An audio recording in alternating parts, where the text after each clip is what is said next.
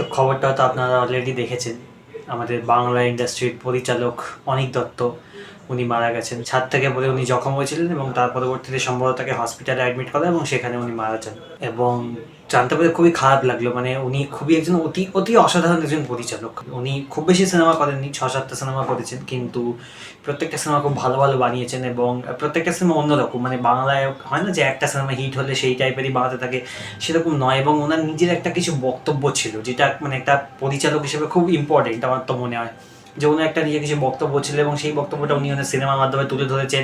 সেই নিয়ে সরকারের সাথে তার ঝামেলা হয়েছে, এরকম জিনিসপত্র তো আমরা দেখিয়েছি। তো খুবই একজন ভালো পরিচালক উনি ছিলেন।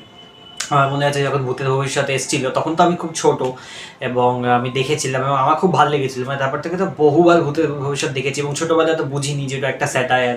আমার জাস্ট এমনি ভালো লাগতো যে এটা কিছু মানে এরকম লোকজন আছে কমেডি করছে, তো সিনেমাটা দেখতে ভালো লাগতো ছোটোবেলায়। এবং তারপর থেকে বহুবার সিনেমাটা আমি দেখেছি। তার পরবর্তীতে উনি তো অনেক সিনেমাই করেছেন।